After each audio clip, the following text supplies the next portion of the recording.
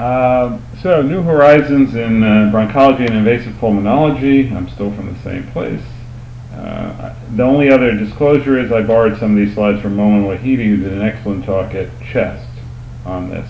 We're still in the same place, although the new horizons, I think, may take us all the way up here. We'll see. Again, among the new horizons, not forgetting the present. So as David said about we don't have great outcome research on what we do, that's the key. It's going to be the key for maintaining technologies. It's going to be key to get payers, insurance companies, hospitals, governments to pay for technology. It's not going to be simply you do the procedure and it sounds wonderful. You have to move in the right direction, and we will be moving in the States to a pay-for-performance model. So we need to be able to track what we're doing.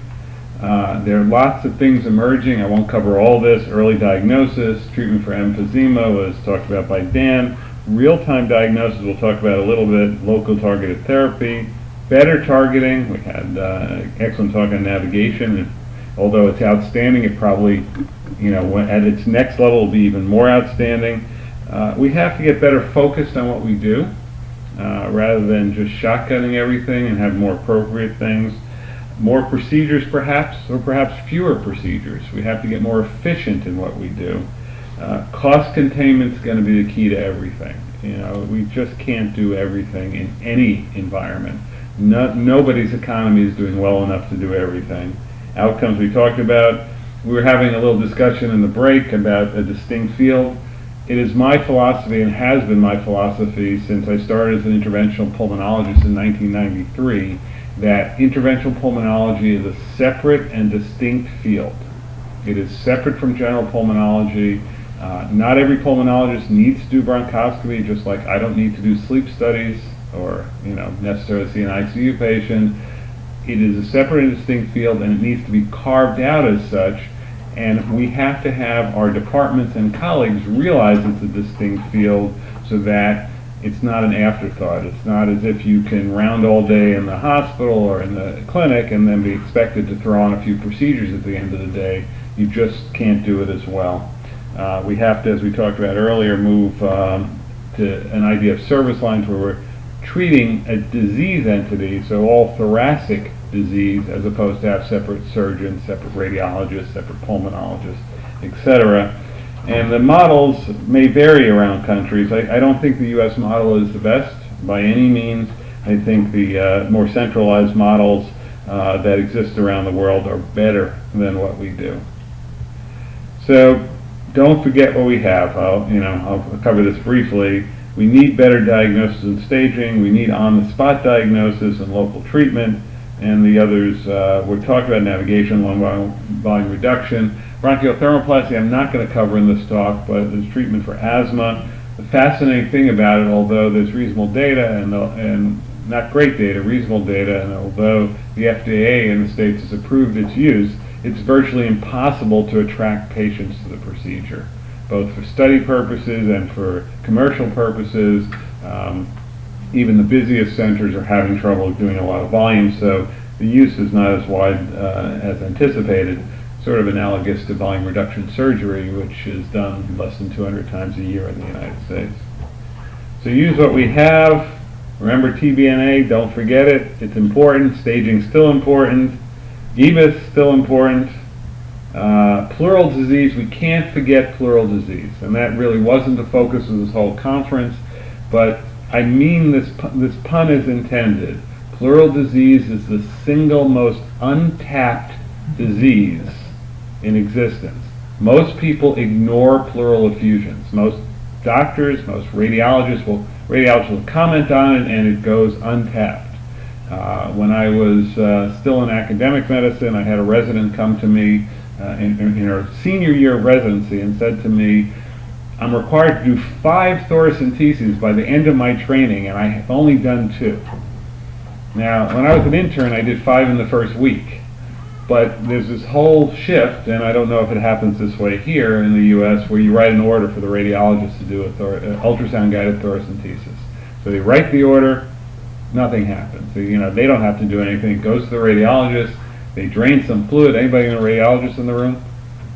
boy, I can't insult anybody then. They drain the fluid, they send it for God knows what, usually not the right things, and you're left with starting from scratch again. So you can't forget pleural disease, so that's basic, thoracentesis, bedside, ultrasound, not ultrasound, and thoracoscopy, which we also didn't talk about, where you can rapidly make a diagnosis. See the tumor nodules in this one, in addition to the bloody adhesions. And more to the future, this is a slide from Dan Sturman. This is Dan's work using why am I blocking on the word? Gene therapy to treat disease, and you're showing, in this case, tumor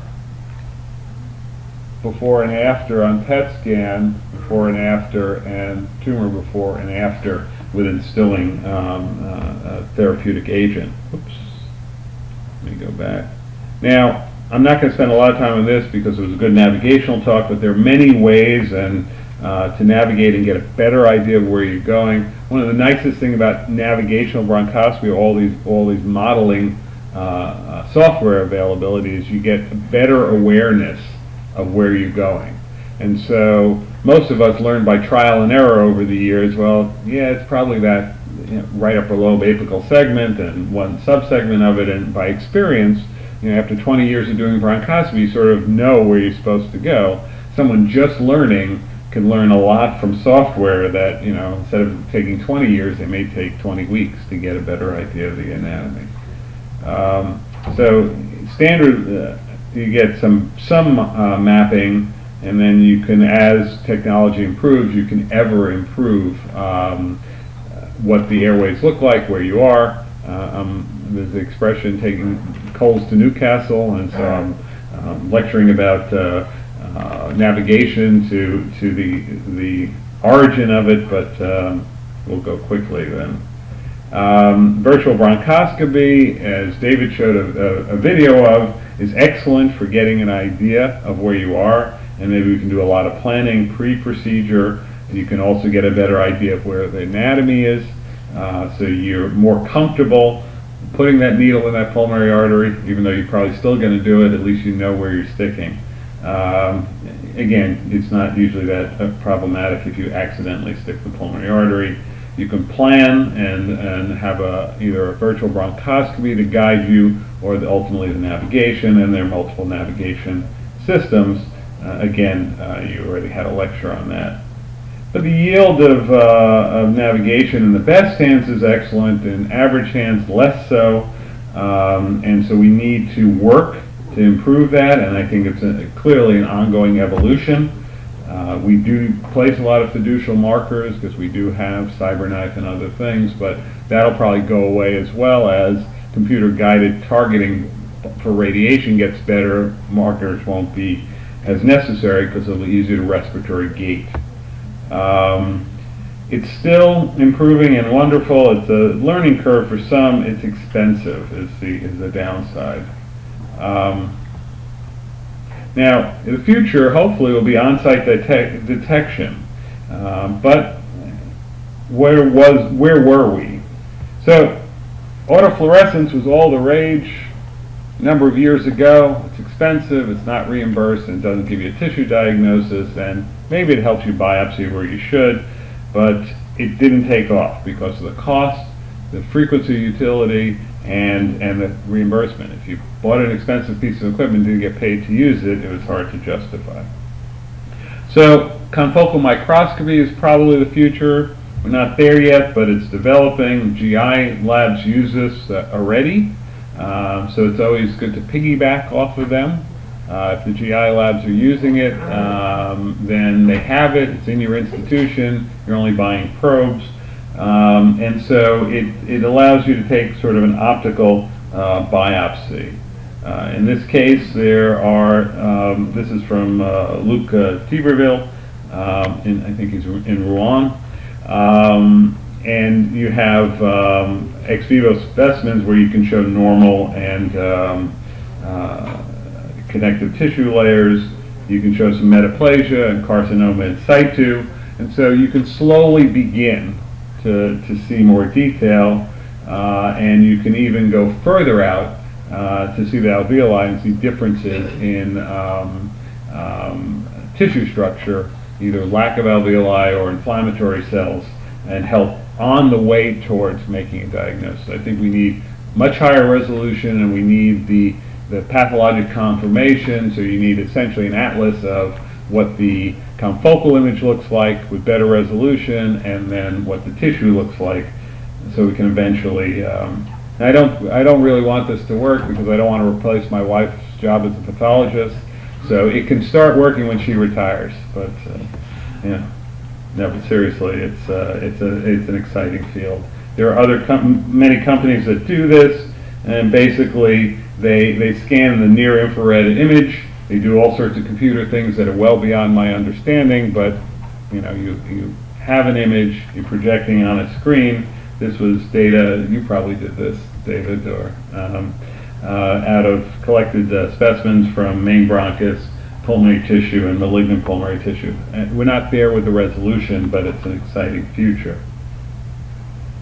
So it's promising for imaging a living tissue, potential in pre-malignant and malignant disease and interstitial lung disease, being used in gastroenterology, as I said, not enough data to support routine clinical use, and we need trials. The future may be something like this.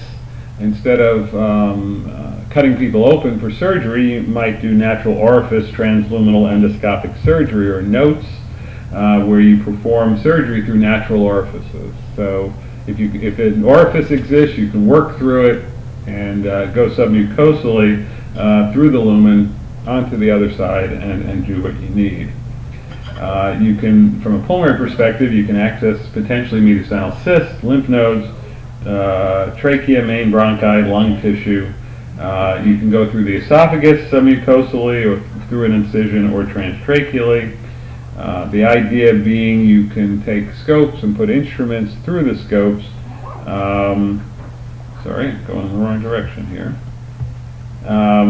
Through the scopes, and you have scopes that you can have different instruments to do what you need to do. These are some instruments by Olympus, forceps, and a grasper. You can have suturing as well, and you can work through submucosal tunneling to get into the cavity you want to work in, and then do your work, obviously. In this case is a picture where you're seeing it A, the aorta, descending aorta, the B, left main stem, C, the spine, and D, the esophagus in this picture. The future would be a patient comes in, ex-smoker, lung nodule, next day you perform a navigational or some directed bronchoscopy.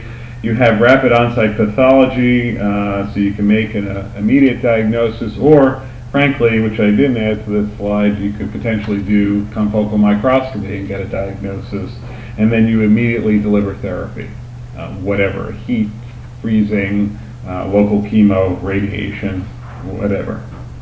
Or you can see a patient that has a mucosal lesion. You can do a scope, a confocal microscopy, and show that it's benign and leave it alone. Or you can show it's malignant and do your NOTES surgery and take out what you need to take out and move on. Interesting future. So the future is bright. This is a quote from Horace Green, innovations that disrupt current practice, always resistance. So Horace Green method of, quote, blind tracheal intubation in 1846 was met with the following comments by the New York Academy of Medical Sciences. A monstrous assumption, ludicrously absurd and physically impossible. Well, clearly we do that all the time. Maybe we are just monstrous and ludicrous, but that's a topic for a different time. There will be advances in diagnosis and therapeutic bronchoscopy for many entities, both benign and malignant. We hope interventional pulmonology leads the way in that regard. Nothing's going to replace getting people to stop smoking, but that's a separate topic. But you have to have important considerations. You got to break down traditional barriers. The traditional way of practicing medicine is gone or going, and we really have to work together. We have to contain costs, look at outcomes. We have to adopt things but avoid duplicating things unnecessarily. And again, we're still there, but moving up. And I thank you.